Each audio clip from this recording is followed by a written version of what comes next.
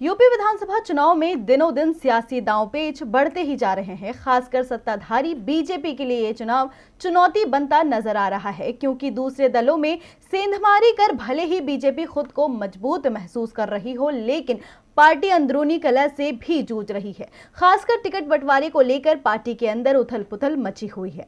इसी कड़ी में अब लखनऊ कैंट सीट पर उम्मीदवार का नाम घोषित होने के बाद बीजेपी में बगावत तेज हो सकती है।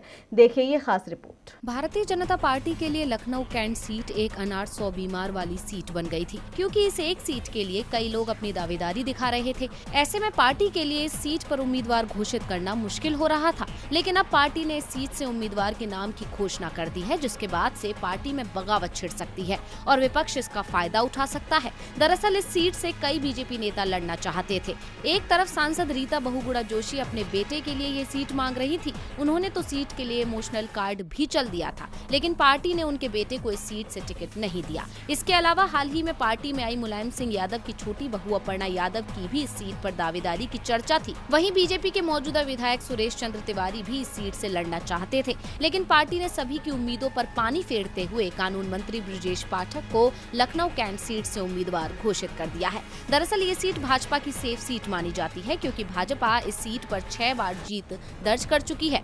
ऐसे में सभी को नजरअंदाज कर पार्टी ने अपना फैसला सुना दिया है और अब पार्टी के ऐलान के बाद बगावत होना तय माना जा रहा है। पार्टी से नाराज होकर कई और लोग भी पार्टी का साथ छोड़ सकते हैं, जिससे बीजेपी को चुनावों में नुकसान हो सकता है। यहाँ तक कि अटकलें लगनी शुरू हो गई हैं कि सपा रीता बहुगुणा जोशी के बेटे मयंक को लखनऊ कैंट सीट से उतार सकती है, क्योंकि रीता बहुगुणा जोशी ने टिकट न मिलने की आशंका के चलते बगावत के संकेत दिए थे। उन्होंने कहा था कि पार्टी ने टिकट से इनकार कर दिया तो अब मयंक जोशी स्वतंत्र हैं कि उन्हें क्या करना है। हालांकि सपा ने लखनऊ की सभी सीटों पर अपने उम्मीदवार तय कर दिए हैं, लेकिन अब वो टिकट बदल सकती है। यानी साफ है कि सपा बीजेपी में मची खींचतान का फायदा उठाने की जुगत में लग गई है, जिसका परिणाम बीजेपी को भारी पड़ सकता है।